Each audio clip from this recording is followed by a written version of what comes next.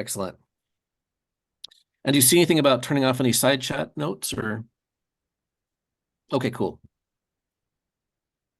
All right. Now I'm going to share the rules. And of course I open to new pages. There we go. Okay. Can everyone see my screen? Yeah. Yes. So now our audience members should be able to join. Yeah, right? so we're up to 12 participants, and everybody, we're going to get started shortly. Cool. Thanks for joining us today.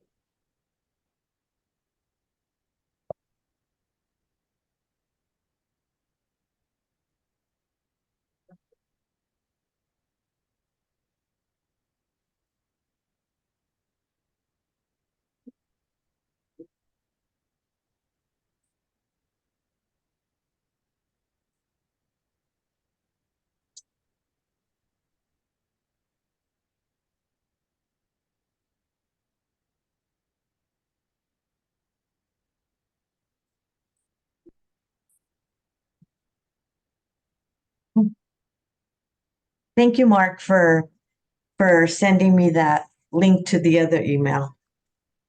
No, thank you, Gloria. Thank you for being here with us for this event.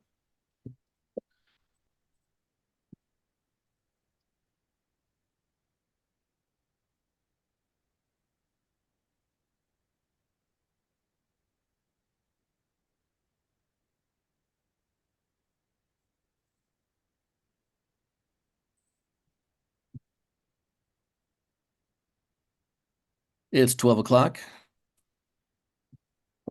Let's start some official welcomes. It's February 22nd, 2024. Welcome to our peers in the Guild to the election rules read-through for the district-wide officers election for the AFT College Staff Guild 1521A. Welcome to our fellow Guild members. We'll do some introductions of your election committee members who are with us today. We'll get to the rules read-through and then do a reminder about the upcoming general membership meeting. A brief review of the timeline of this election process so far and where we're at as of today, February 22nd, 2024. By now, our fellow Guild members should have received the notice of nominations and elections. If you did not, please contact the Guild office by email at the moment because they're out of the office right now. So you'll have to contact them by email. Probably by next week, they'll be back in the office and can take calls. But if you did not get your notice of nominations and elections, maybe you've moved and need to update your address with the Guild office staff. So please do that because the notices went out. I got mine in the mail.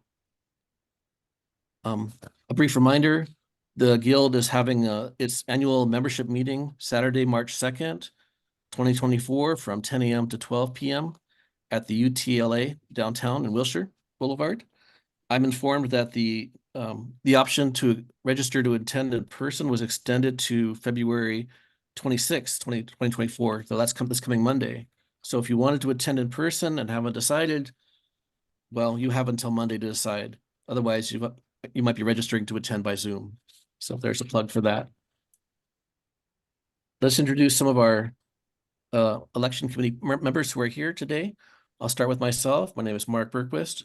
I'm representing out of Los Angeles Valley College. We have our co-chair for elections, Natalie Embry, representing out of Los Angeles City College. We have Maritza Medina representing out of West Los Angeles College.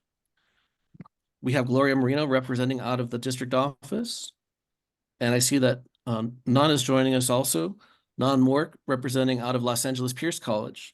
Also with us today, we have our executive director, Lucia Smith. Thank you for being with us today. Let's see. And with that, I think that's, let's also review briefly some of where we're at with the election timeline.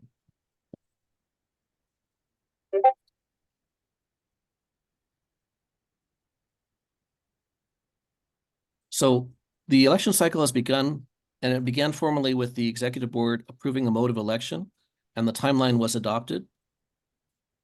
The notice of nominations went out. Nominations opened this week as of February 21st on Wednesday. This is the event where we were planning to talk about the election rules. Nomination process. For the nominations, those who are interested in running for office must notify the staff guild of their intent via email is fine to Scott Matsuda, or you could do it by courier or US mail, but that you must notify no later than 11:59 by Thursday, March 1st, 2024. Also, the deadline to file a staff guild membership application, be eligible to vote, is coming up fast, Friday, February 23rd. Let's see. As further down the timeline, we'll eventually post the candidates' names once we know them. We plan to do that by March 13th. And then, further down, we get to balloting, and we plan to have a candidates forum. We haven't decided yet if it'll be March 21st or 22nd. That'll be announced as we get further along. And then balloting and collection will be April 19th, Friday. Okay, let me turn over to my co-chair. Natalie, were there other announcements we wanted to make, or I think we're ready to start? I think we're ready to start. So we'll welcome Okay. Lisa to read page 1. Right, perfect. We'll begin with the election rules and procedures. The election timeline. The executive board shall adopt an election timeline for each election. Number 2, election committee. The executive board shall establish an election committee in accordance with the Constitution. The committee shall meet as needed until the election is completed to rule on questions arising during the election. 3, availability of district-wide officer candidate names. The names of district-wide officers candidates shall be posted in the AFT 1521A Guild office and on the Staff Guild website effective Wednesday, March 13, 2024. No official announcement of information on Guild candidates shall be available before this date. Term of office. Members elected as district-wide officers will serve for a term of 3 years, beginning from Saturday, July 1st, 2023. 5, ballot order. The names of district-wide officer candidates shall be listed in a randomized order. 6, filing for multiple positions. Candidates shall not run for multiple positions in the district-wide officer elections. If a member is nominated for multiple positions, they could only accept one nomination. 7, write-in votes. Write-in votes will be tabulated, and should a write-in candidate win, that candidate will be vetted against candidate eligibility rules as stated in number 8 below. Should the write-in winner prove ineligible, the next eligible runner-up will be declared the victor. 8, candidate eligibility rules. Candidates must be an active member in good standing per Constitution and Bylaws Article V1A for at least 1 year. Nominees must be members in good standing between March 2023 through February 2024 to run for office. Thank you, Maritza. We are now switching to Mark for page 2. Thank you. Number 9, contact information. Nominees agree to provide updated contact information to the Guild office and must confirm these details on their nominee acceptance signature page. Nominees must provide the following: a primary non-district phone number where they can be reached, a district work number where they can be reached if one exists, a primary non-shared non-district personal email where they can be reached. The information provided will be used during the nomination and election periods with the purpose of contacting the nominee candidates regarding election business. Failure to respond to communication in a timely manner from the Elections Committee may result in disqualification as a nominee candidate. 10, nominations. Nominations must be made by an active member in good standing with a membership card signed on file by 11:59 p.m. on Tuesday, February 20th, 2024. Nominations must be received beginning Wednesday, February 21st, 2024, and nominations close 11:59 p.m. on Friday, March 1st, 2024, and it can be done by writing, email to Scott Masuda. There's his email address, by courier or US mail.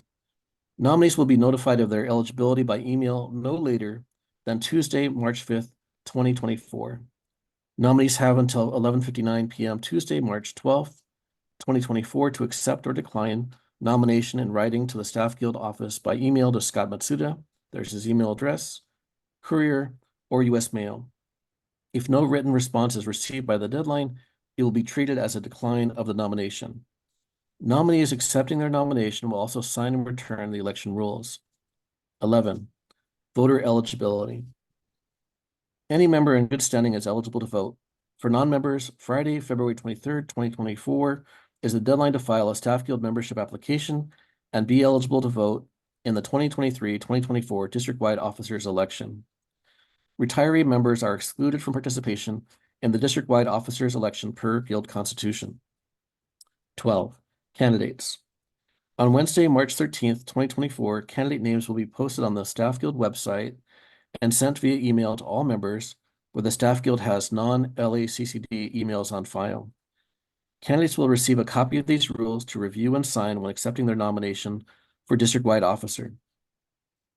Nominees have until 11:59 p.m. Tuesday, March 12th, 2024 to accept their nomination and sign and return the election rules in order to remain eligible. A candidate who has accepted their nomination may withdraw their candidacy at any time before 11:59 p.m. Thursday, March 14th, 2024 by submitting their withdrawal in writing to the Staff Guild office by email to Scott Matsuda, or there's his email by courier or US mail. Number Over 13, to you.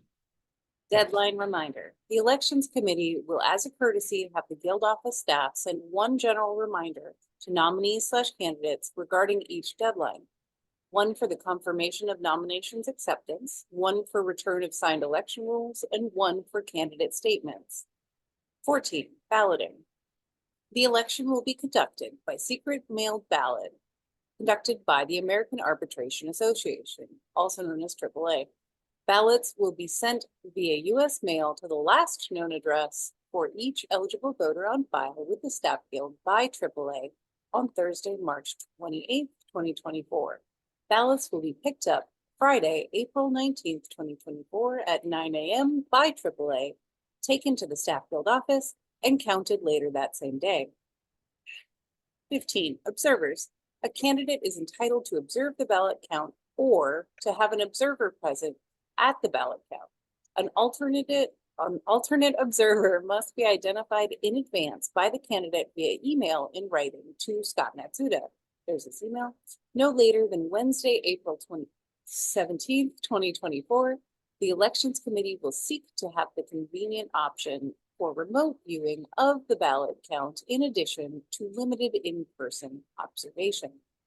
16, parameters to determine election winners. The district-wide officer candidates with the most votes shall be declared the winners.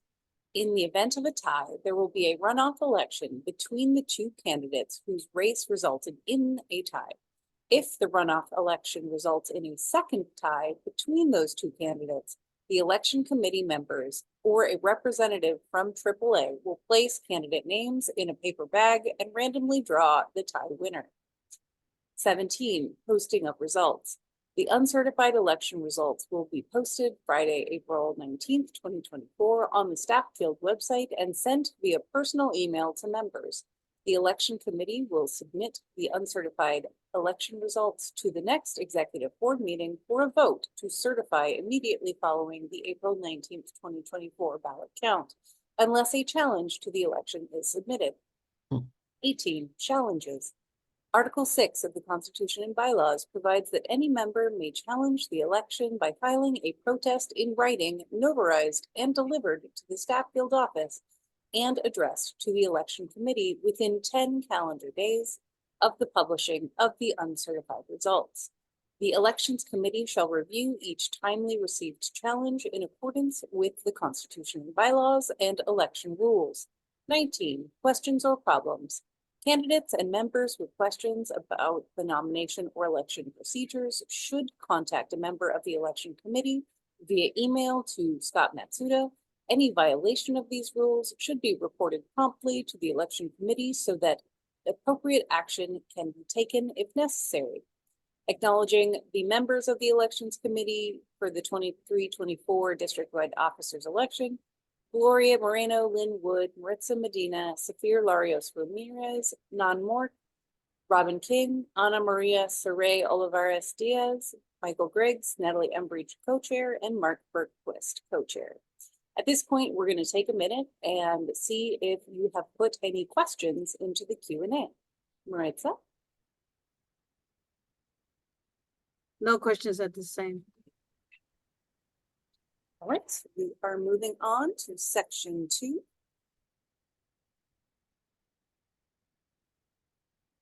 Mark? Since you joined us, do you have if you have your copy of the rules, would you like to read page 4 if you have your rules with you?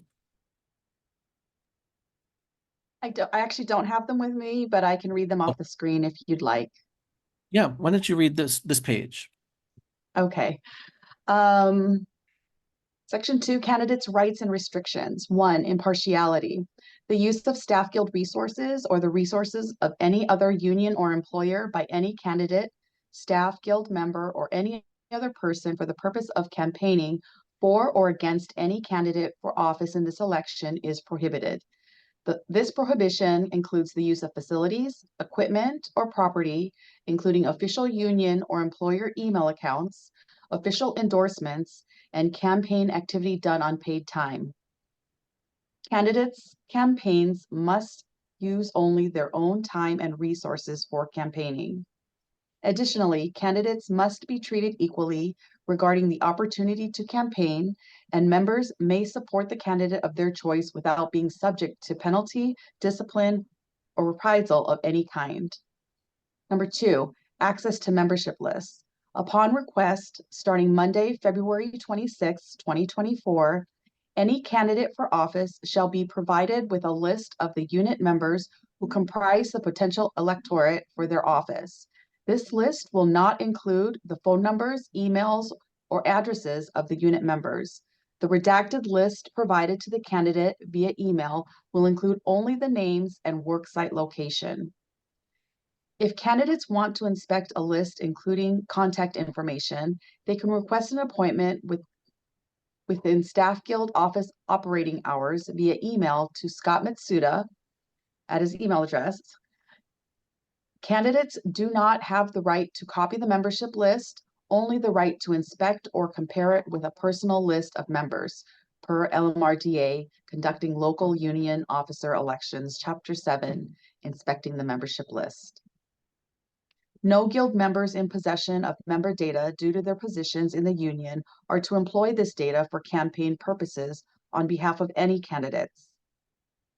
Number 3, candidate statements for the district-wide officer candidates.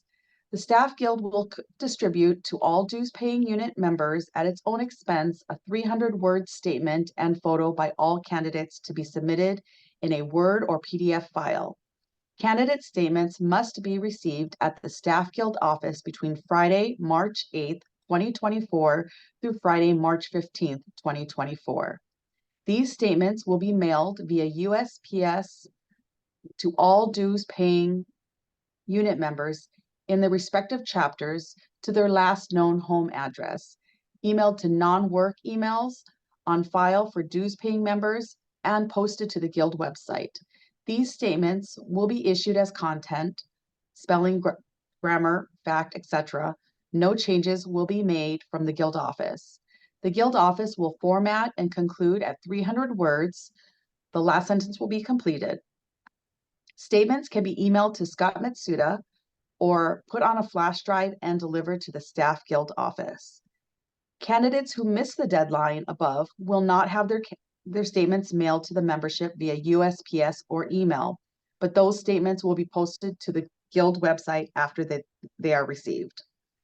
Candidates who miss the deadline above may still use the distribution options provided for in paragraphs 4 and 5 of these rights and restrictions below.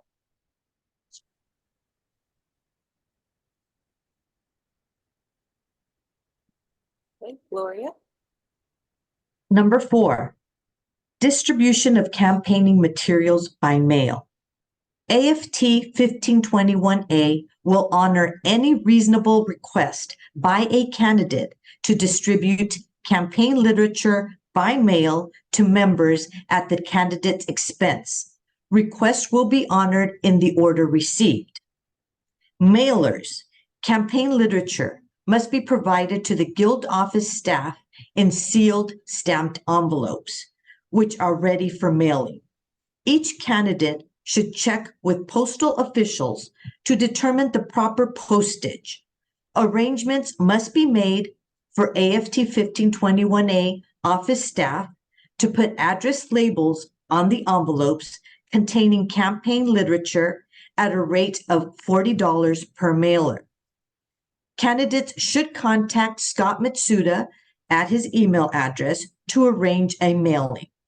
Candidates should bring materials to the Guild office at least 5 working days before they would like them to be mailed.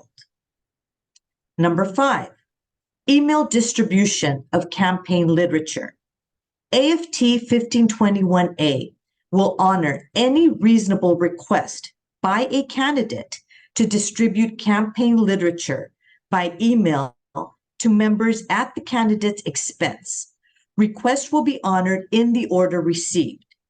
Campaign literature must be provided to the election committee in a text-only format for email distribution. The Guild will send the email to the non-work emails on a file at the Guild office to dues-paying members of the Guild. The campaign literature to be emailed must be provided to Scott Matsuda at his email. Candidates will be charged $10 per distribution. Candidates should send the campaign literature to the Guild office at least 2 working days before they would like it to be emailed. Number 6, posters and flyers. Posters and flyers placed on campus must adhere to the campus rules for posting. Number 7, campaigning. Candidates must use their own time and resources for any campaigning and follow the provisions on using union or employer resources described in paragraph 1 of these rights and restrictions above. Prohibited election activity, number 8. If a candidate knows of prohibited election activity taking place in support of his, her, their candidacy, the candidate is expected to take reasonable steps to ensure the activity is stopped. Candidates should notify the Elections Committee of these incidents. Number 9, observing ballot pickup. Observers are provided the opportunity, if they wish, to be present when the ballots are picked up from the post office and can witness the transport of the ballots to the ballot counting location so that everyone can be certain that ballots are not tampered with in any way. Transportation must be provided by the observer, and the process will not be delayed for a tardy observer. Number 10, observing the ballot count. Candidates are entitled to have one observer present at the ballot count conducted by the American Arbitration Association. The observer may be the candidate themselves or an AFT 1521A member in good standing. An alternate observer must be identified in advance by the candidate via email in writing to Scott Matsuda at his email no later than Wednesday, April 17th, 2024. The Elections Committee will seek to have the convenient option for remote viewing of the ballot count in addition to limited in-person observation. For detailed observer rules, see Section 3, Rules for Observers. 11, Candidates Forum. Candidate forums shall be equally open to all candidates for district-wide office. At least one candidate forum will be scheduled by the Elections Committee if there are multiple candidates running for a position. The Election Committee will determine the dates and format of the forums and advise all candidates. 12, review of election rules with the candidates. The Elections Committee strongly encourages all candidates to attend the review of election rules. This will be conducted online in Zoom format. The meeting will be on Friday, March 8th, 2024 at 6 p.m. Invitations will be sent to the primary email address provided by the candidates. 13, clarifications of the rules. Because it is not possible to anticipate every scenario in advance, the election committee may publish additional clarifications or reminders of these rules as appropriate during the nomination and election period. The election committee has full discretion and authority to interpret and apply these rules. 14, except as provided by this code, the election committee shall be guided in its decisions by the publication entitled Conducting Local Union Officer Elections, a Guide for Election Officials, issued by the Office of Labor Management Standards of the U.S. Department of Labor. Nomination acceptance and pledge to follow the district-wide officers election rules. This is where the candidates would fill in their personal information, a primary non-district phone number, a district work number, a primary non-shared non-district personal email, and then go through this section filling in the pertinent details. I, first and last name, by signing, accept the nomination to run for the office in question for the AFT 1521A and pledge to serve if elected. As a nominee/candidate, I agree and pledge to abide by the election rules governing this district-wide officers election and have provided contact information where I can be reached. Signature and date of signature. Are there any questions at this point? None have been posted. Right. Moving on to our next section. Rules for observers approved by Elections Committee. Remote viewing of the April 19th, 2024 ballot count for the 23-24 district-wide officers election. The AFT College Staff Guild 1521A Election Committee, EC, requested that the American Arbitration Association provide the option for remote viewing of the ballot count. Candidates may choose to observe in person, remotely observe the ballot count, or to have an observer watch the ballot count in their place. The person observing for the candidate must be a member of the staff guild. Observers, remote and in person, cannot display any campaign material while observing. Example, Zoom backgrounds, buttons, etc., or engage in any campaigning while observing. The observer must be identified in advance by the candidate via email in writing no later than Wednesday, April 17th, 2024, to Scott Matsuda at his email address. See the following pages for remote viewing and in-person viewing details.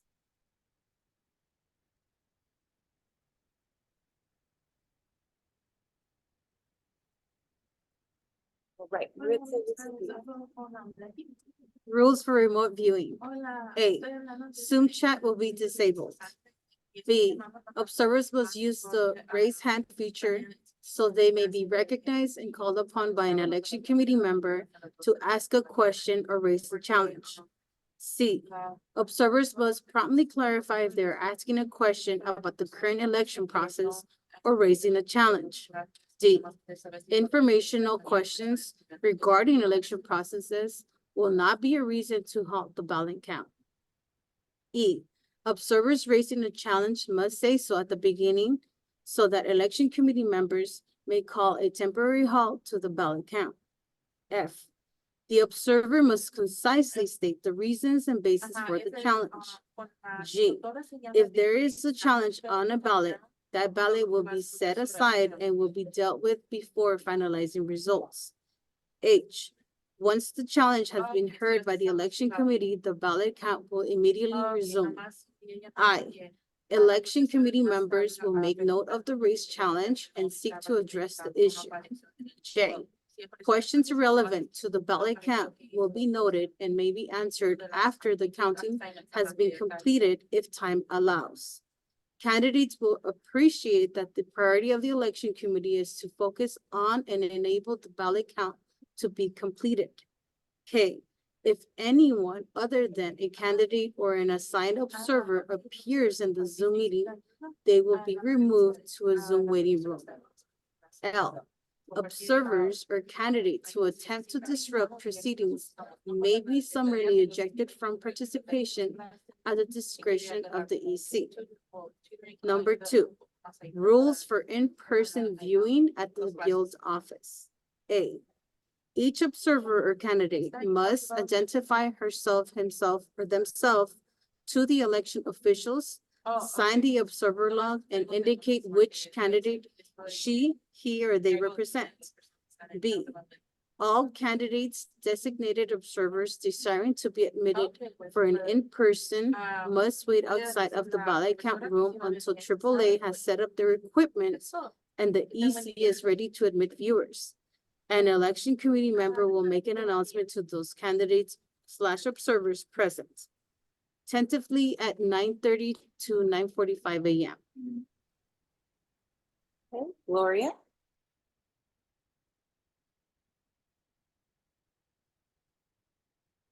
Letter C. There is no appeal for these processes of determining admittance for in-person viewing, if any. D. While present in the polling or tally area, each observer must wear a badge provided by the election officials clearly marked observer. E. Observers must remain in the areas approved by the elections officials where they are able to see the voter registration and balloting process. F. Observers may not roam around the ballot count or interfere with the process in any way. G. Observers shall direct any questions or report any problems directly to election officials as soon as possible so that any necessary corrective action can be taken. H. Observers may challenge the eligibility of any voter by clearly specifying the basis for the objection to election officials. For example, I challenge the eligibility of voter X because I don't think they're a member in good standing. I, during the tally of ballots, observers may challenge the accuracy of the way votes are read from marked ballots and recorded on tally sheets and should state any objection to election officials as soon as possible so that any necessary corrective action can be taken. J. If any observer is late, absent, or excuses themselves from the counting process, it will not be grounds for the count to be stopped or interrupted. Ballots can only be challenged if the observer is present during the counting process handled by the third party. K. Observers may not touch or handle ballots at any time or interfere with the tally process. L. Any observer interaction with the ballot counting process that isn't abiding by the rules previously listed will be grounds for the observer to lose their right to participate, and they will be excluded from the premises. Thank you, Gloria. So this is another moment in which we're going to pause and ask you to submit your questions in the Q&A section. And I see, There's one question. okay, perfect. Do you want to read it for us, Maritza? Sure. Hello, why was the decision made to use the paper bag method in the event of a second tie? Also, how will the runoff be conducted, in person or by mail? Good question. I'm trying to scroll to that section so you can see it in the rules.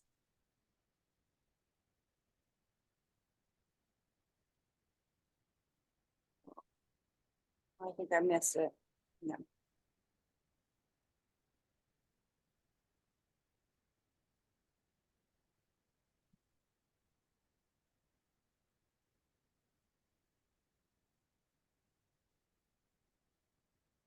Mark, do you want to go ahead and address that question while I'm Sure looking thing. for the spot? Sure thing. So of course, the election committee reviewed the rules for the 23-24 district-wide officers election very carefully with Guild Legal on these questions. And the first runoff would be by a regular vote, but if there was a second tie, then the LMRDA, it turns out, does allow for a random chance decision. So, or they call it a coin flip. So a randomized choice. So the paper bag method is actually equivalent to that. So that's that was the decision that was arrived at by the committee, that hopefully we don't have a tie, you know, the first time, but if there was a tie on the first election, on the first balloting, then there'd be a runoff. But if there's a second tie, then the election committee is going to figure out, you know, has this way to break the tie. And there's the language there. And as the election was voted to be done by mail, the runoff will also be done by mail. Thank you. We have a second question. Can the rules highlight the dates and important key information using, for example, red or blue color fonts, also bold? We can consider that for the future. We have a timeline in a table form on the notice of nominations, so that helps to reinforce the timeline as well. And we have that posted on the Guild website. We have another question. Will we be able to vote electronically? I feel that we will get more votes in this format rather than having to go to the post office to mail an in-paper vote. If not, why? It is currently not constitutional for us to pursue an election in that manner, but we do have at our membership meeting coming up some constitutional changes possible that the membership would need to vote on. So those, I believe, will be distributed today in advance of our membership meeting on March 2nd. So keep an eye out for those. Also, there's a little less restriction on how the voting for delegate elections happens. And so that's where the election committee and our guild is making inroads on taking advantage of electronic voting.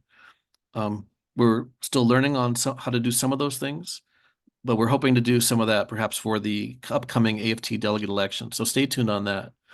Also, what we can do as a guild is also restricted by the rules laid down by the Department of Labor and the LMRDA, which was adopted by the AFT National. So we're having to follow those rules. Electronic voting has not yet been endorsed wholeheartedly for district-wide officer elections by the Department of Labor. And again, the AFT adopted those same rules. So that's another area where we're constricted on the district-wide officer elections. So, but thank you for your question. This is not a question, it's more of a comment. It says also, can we have an important date, short and brief, for the election? Sure, I can review the election dates. So Let's just do some keeping in of that. mind, we're a little over time right now. We want to make sure that we're brief, but yes, go ahead. Okay, so we've entered the election cycle with the executive board's approval of the mode of election. And your elections committee presented both the rules and the timeline to the executive board. So now we're in this process. Notices of nomination and elections were mailed to members and went out. That was mailed out February 14th, and it were posted now on the Guild website. Nominations formally opened on Wednesday, February 21st. Today is the general meeting for discussion of the rules and to get it out there in front of our members. So that's what's going on now. For nominations, members interested in running for office must notify the staff guild of their intent in writing via email or courier or US mail. And so again, that opened on Wednesday, February 21st, and will be open. And the deadline closes on Friday, March 1st at 11:59 p.m. If you're a member and you haven't registered to be a guild member, the deadline for you to file your staff guild membership application to be eligible to vote is Friday, February 23rd. We'll have an inspection period opening for the candidates to inspect the union membership list. That starts Monday, February 26th.